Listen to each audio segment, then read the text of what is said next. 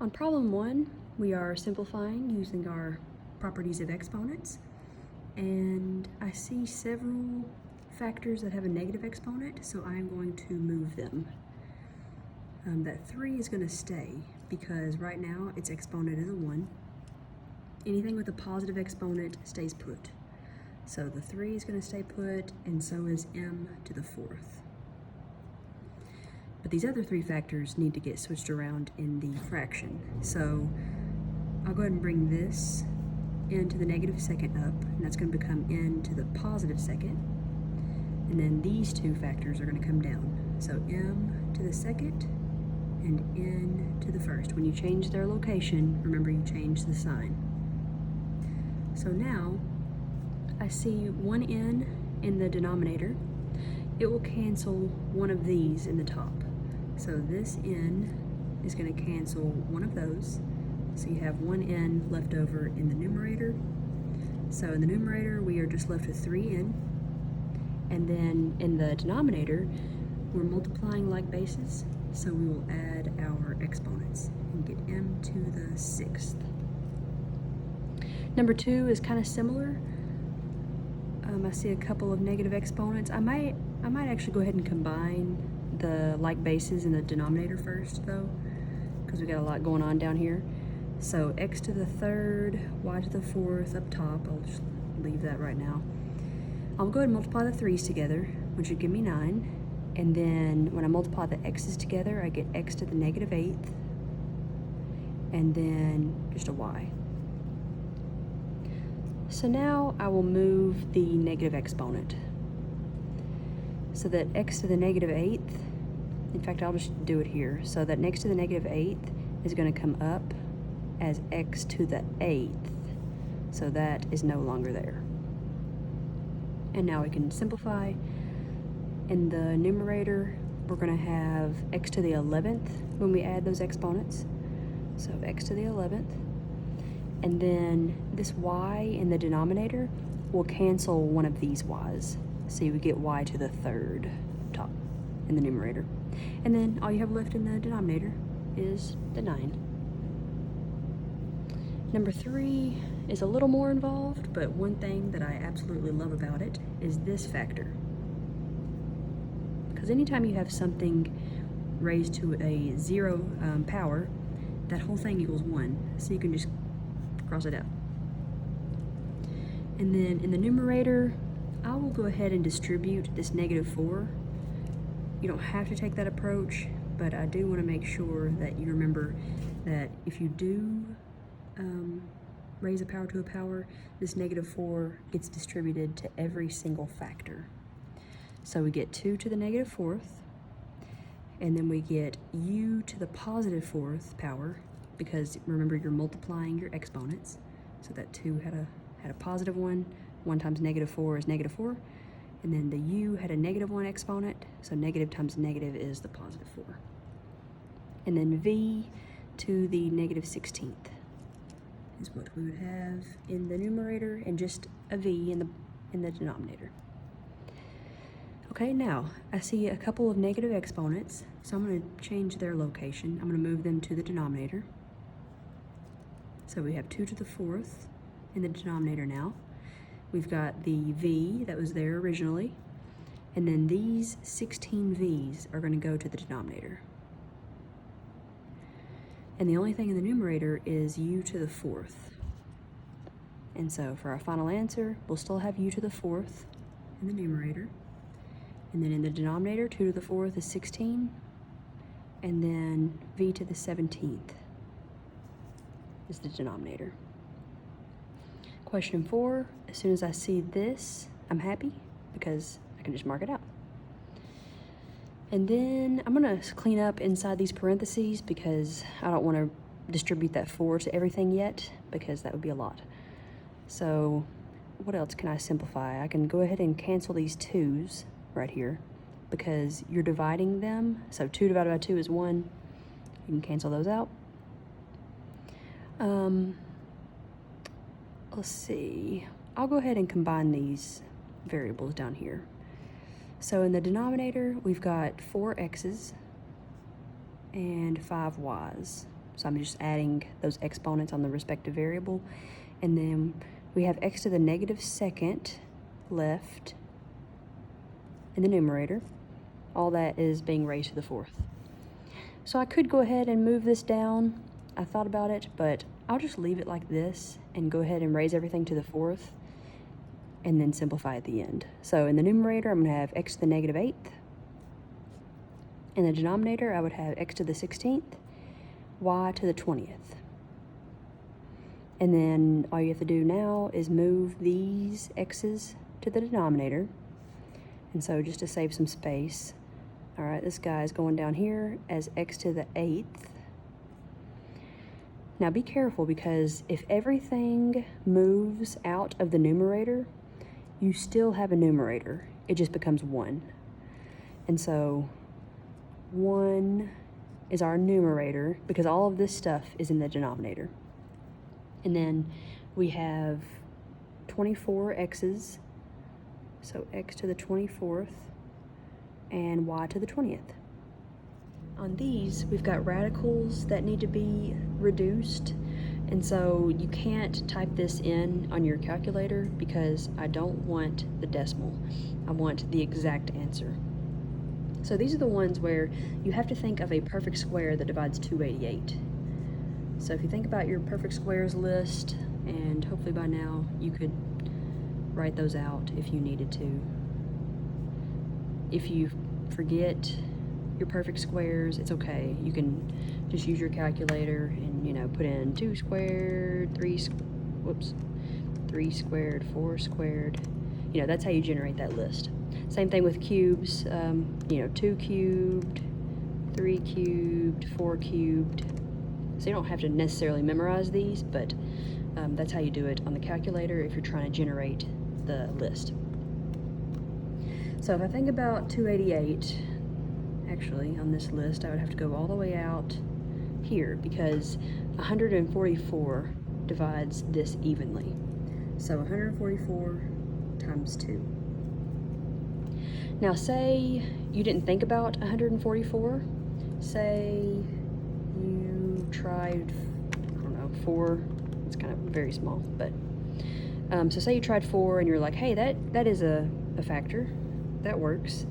The way you know that there is a larger one out there is if this quotient here can be broken down again. So you could break up the 72 with 36 times 2 or even 9 times 8. So that's how you know that there is a larger one out there. Okay, so even if you had tried 16, you know that that's not the largest perfect square that divides 288 because the 18 right here, it could be broken down with 9 times 2. So that's how you know. And then don't forget the radical splits over both factors. And then when you square root 144, you get 12. And then the root 2 stays under. And the reason this comes out of the radical is because that's the one that you actually square rooted. So there's your answer. On this one, you have a cube root. So 1, 8, 27, 64, 125, you know. That's your perfect cubes list. So be really mindful of what the index is because it's going to dictate the list that you choose from when you're splitting it up. So the cube root of, for 81, the factor is 27. 27 times 3. And if you have a hard time coming up with that, just start dividing 81 by your list. So you can see 8, it's not divisible by 8. So then you just go down the list until you find one that works. So we split the radical, and you don't necessarily have to show this step because some people can jump straight from here to the final answer. The cube root of 27 is 3, and then the cube root of 3 is left. The cube root, in case you have forgotten how to get that on the calculator, you hit the math button, and then you go down to number 4. So cube root 27 is 3. And then these next two, really next 4, this time we have variables,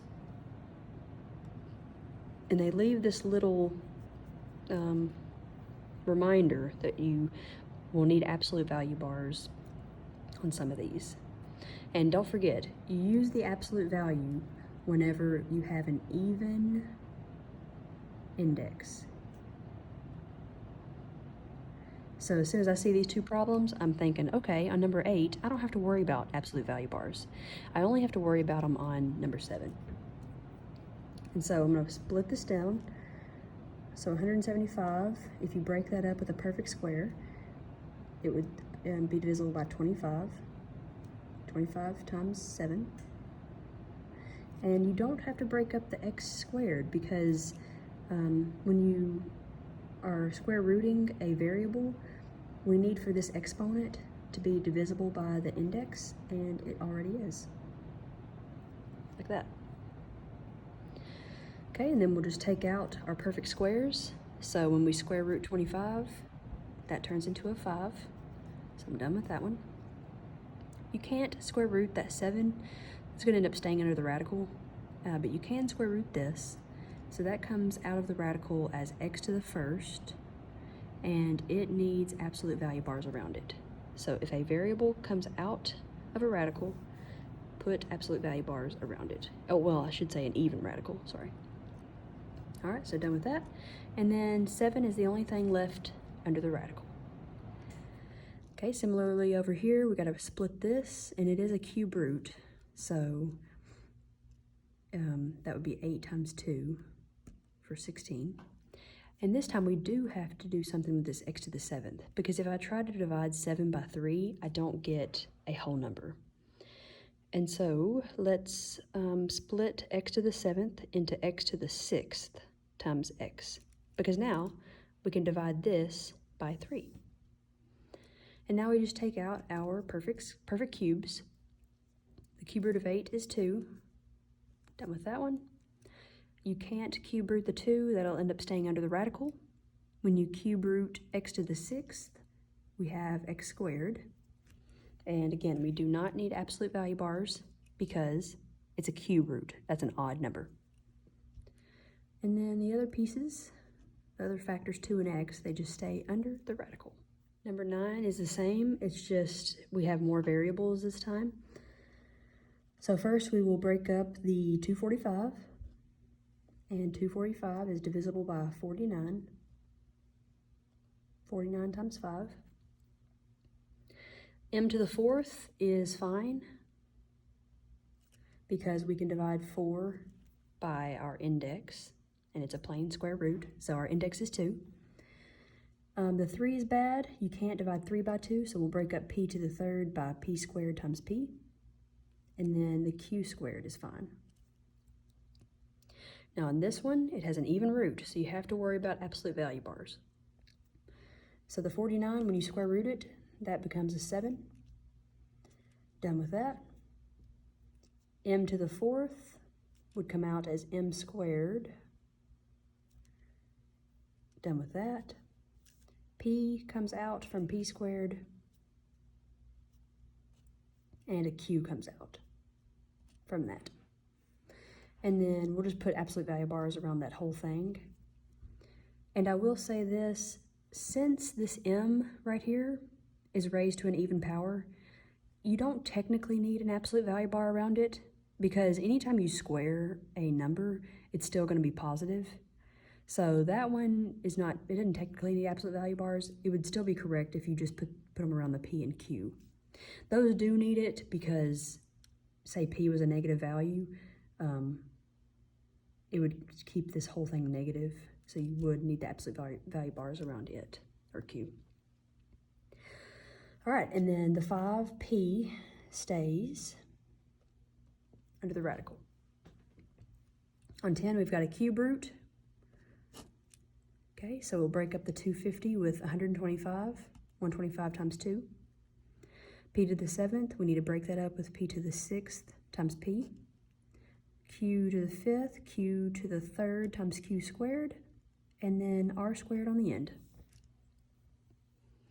The cube root of 125 is 5.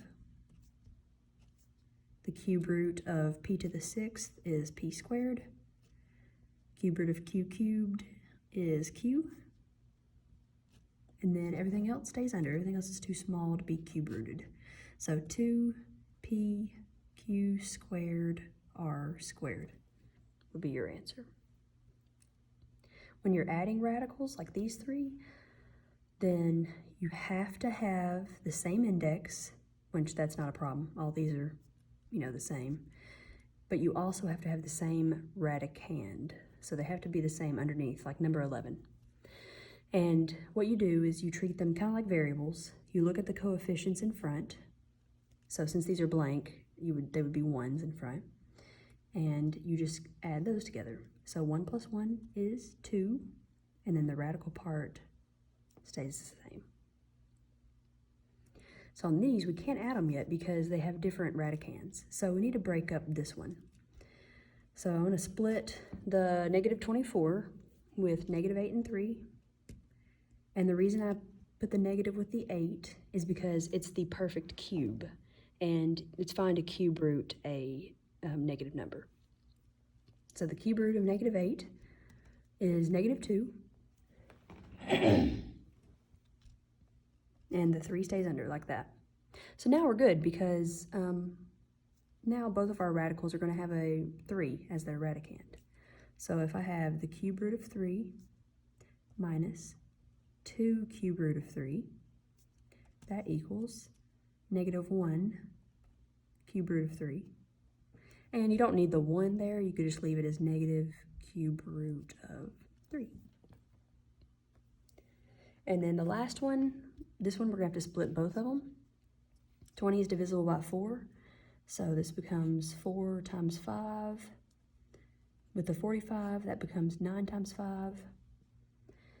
And so a 2 comes out from the 4.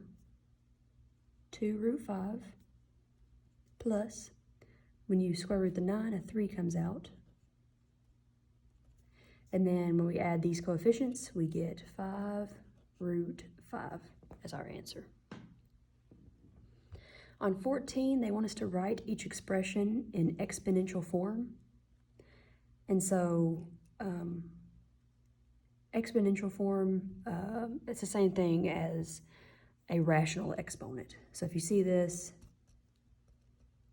they're wanting a rational exponent. And so the exponent on the 6r right now, you could think of it as just being parentheses around that with a little 1. So you would just say 6r to the 1/3 power. Remember, it's the exponent over the index.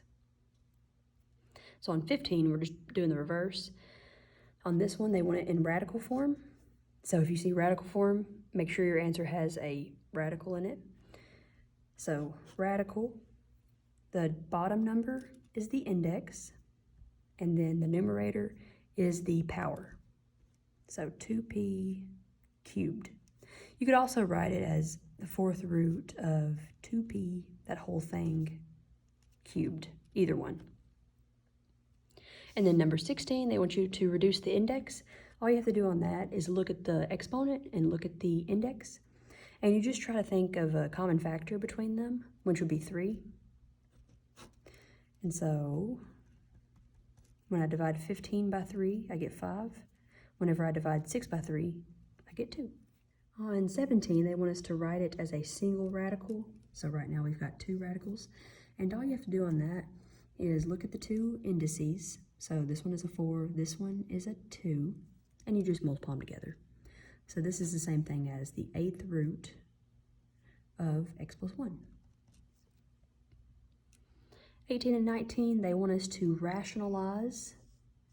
And remember, that means move the radical from the denominator to the numerator, or vice versa. Like wherever it starts, you're trying to move it to the other part of the fraction.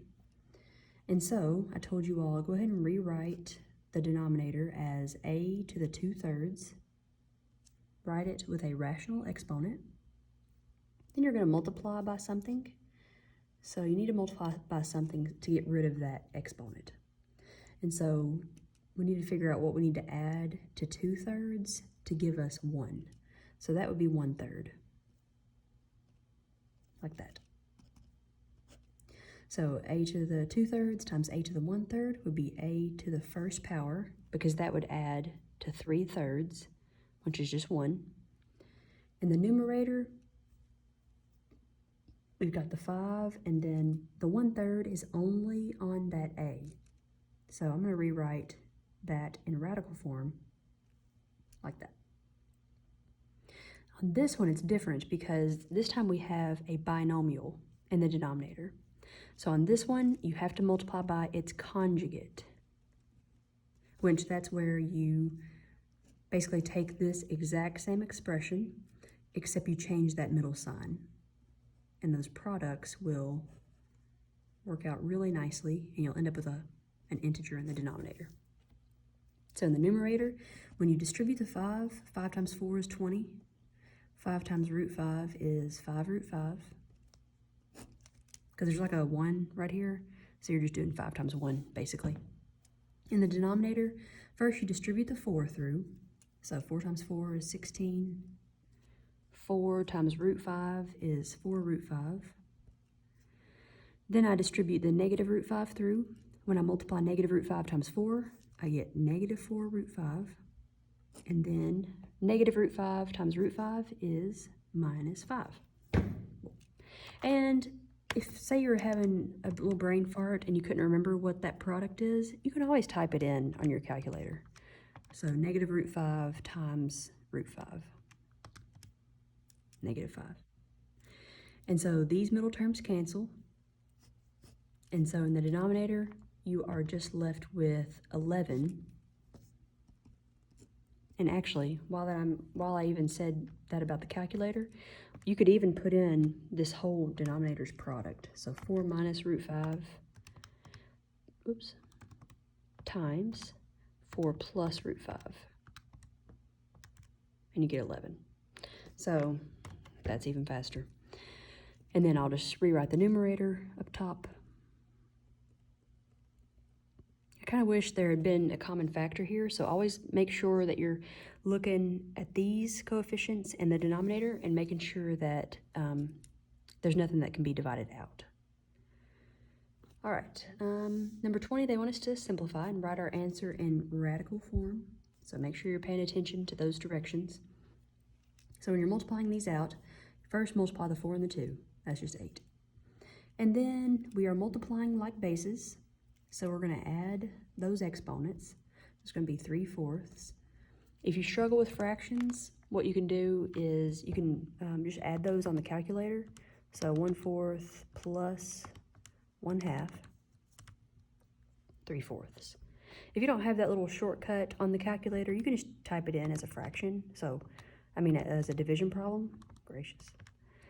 So that's parenthesis 1 divided by 4 plus parenthesis 1 divided by 2.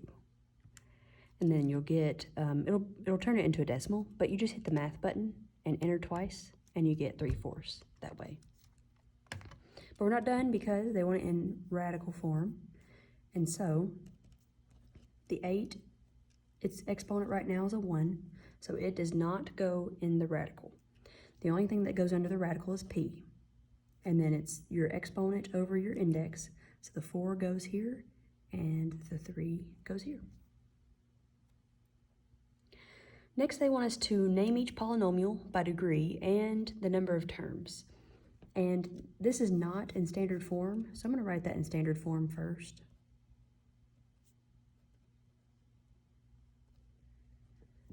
Okay, and then the degree is the highest exponent. So in this case, the degree is 2.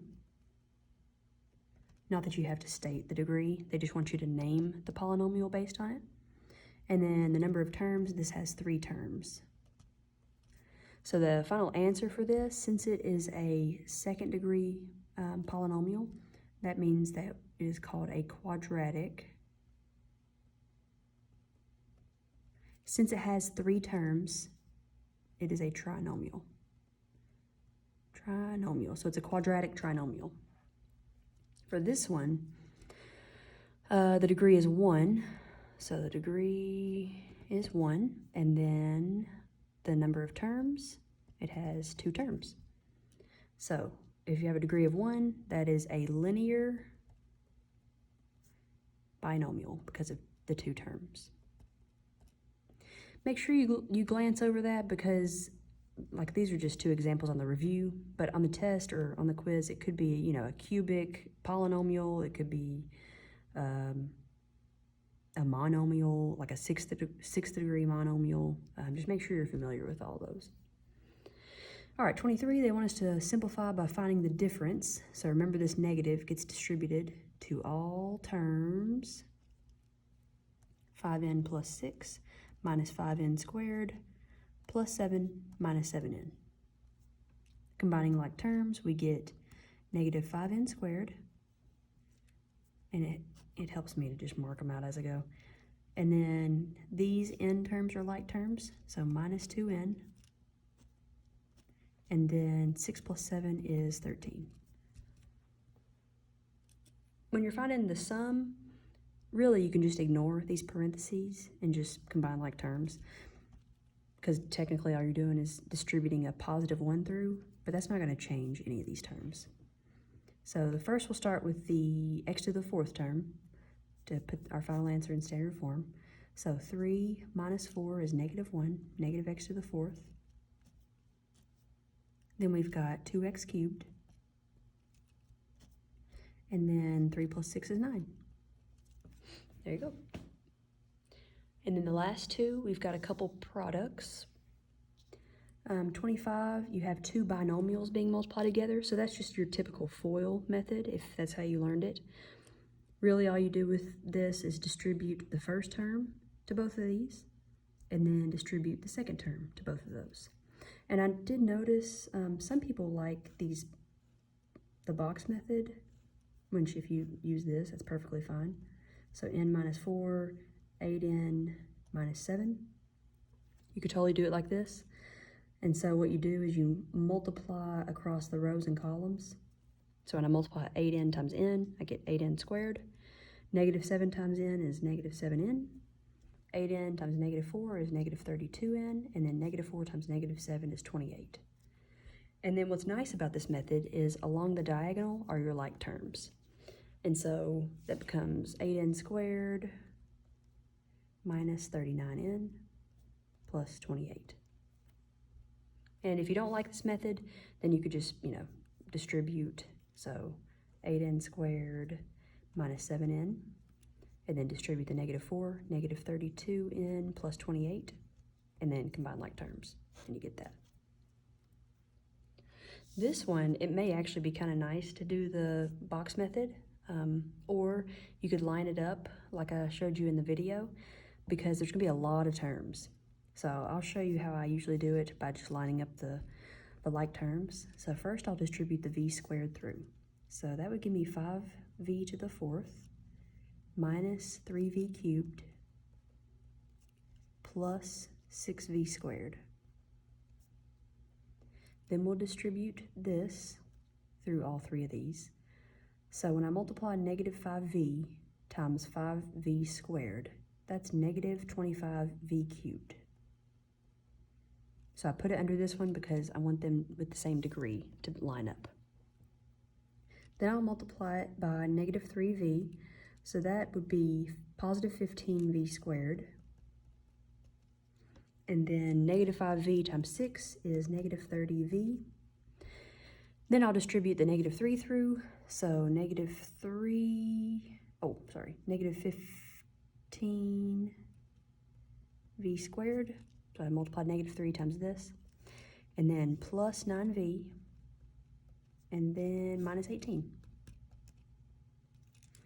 And then you just combine like terms going down the columns. So 5v to the 4th, this becomes negative 28v cubed. The 15 and the negative 15, they're going to cancel out, so 6v squared minus 21v minus 18. So if you like that, great. If you prefer the box method, that is also great. So if you're doing it like this, we got the v squared, negative 5v, negative 3, 5v squared, negative 3v, and 6. Here's our box. 5v to the 4th, negative 3v cubed, 6v squared. negative 25v cubed, 15v squared, negative 30v, negative 15v squared, 9v, and negative 18. So like I was talking about earlier, along the diagonals, you've got your cubed terms. Along this, you got the quadratic terms and your linear ones. So you combine like terms and you get this.